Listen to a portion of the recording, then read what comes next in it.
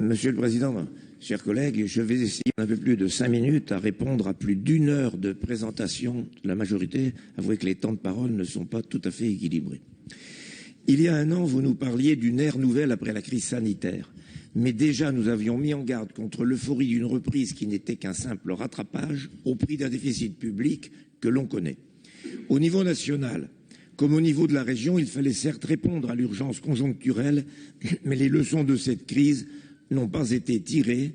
On ne constate aucun véritable infléchissement dans le contexte mondial qui nous est de plus en plus défavorable.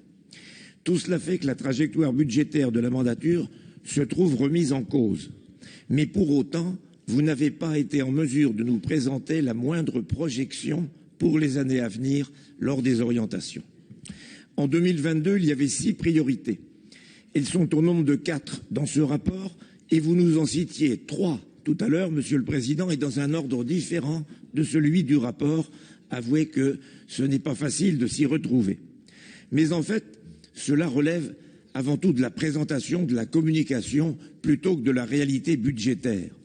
Car si l'on examine la répartition des interventions régionales par fonction au budget 2023, les 2 blocs enseignement, formation, apprentissage et transport représentent à eux seuls plus de 80% du volume des interventions.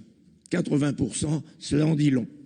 Suivent l'action économique 9,9%, l'aménagement des territoires 5,8%, ensuite le chapitre culture, sport, loisirs à 3%, le chapitre environnement à 1,1%, santé et action sociale 0,2%.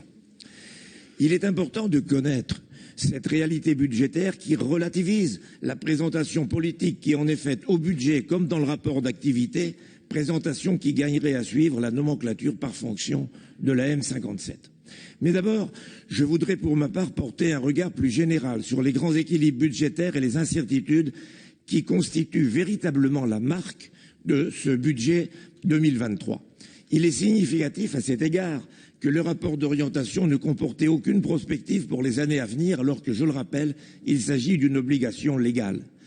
Dans le même ordre d'idées, on peut remarquer la création d'un nombre important d'autorisations de programmes et d'engagements qui sont affectés en totalité sur l'année, alors qu'il s'agit d'outils normalement destinés à gérer des opérations pluriannuelles. Qu'on le veuille ou non, cela interroge sur la pérennité de certaines actions. Sur l'analyse financière, nous voyons la capacité de désendettement augmenter avec 8,12 années. Encore ce résultat est-il calculé en inscrivant la recette de la TICPE Grenelle en fonctionnement alors qu'elle devrait être inscrite en recette d'investissement. Si l'on applique ce correctif, la capacité de désendettement passe à 9,82 années. Nous sommes déjà dans le rouge.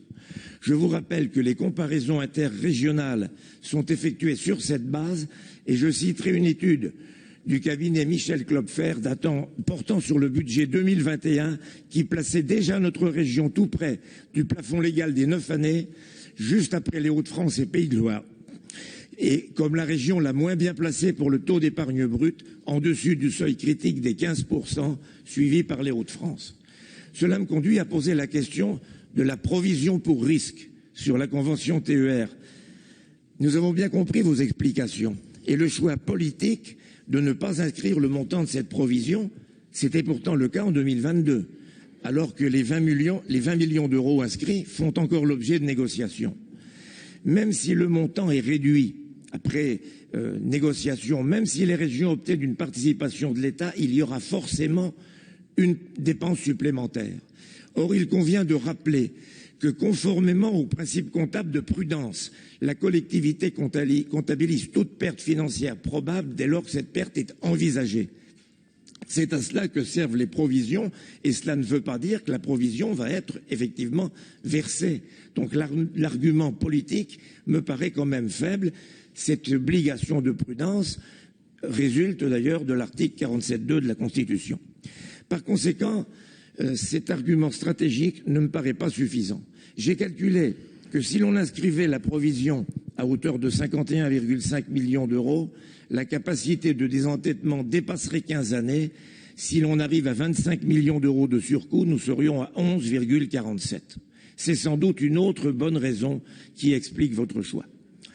Alors certes, vous annoncez des recettes supplémentaires qui pourraient amortir en partie cette dépense non inscrite, mais la conjoncture économique doit aussi nous rendre prudents sur les recettes des cartes grises et de la TICPE.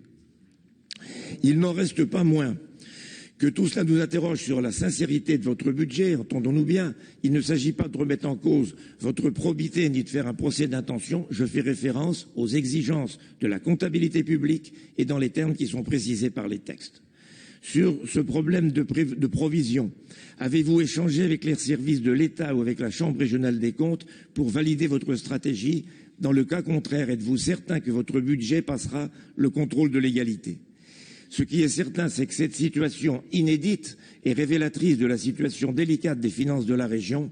Le plus grave est que les prochaines années pour lesquelles nous restons dans le flou risquent d'être encore plus difficiles et que votre volontarisme est bien proche de se heurter au mur de la réalité. Je vous remercie.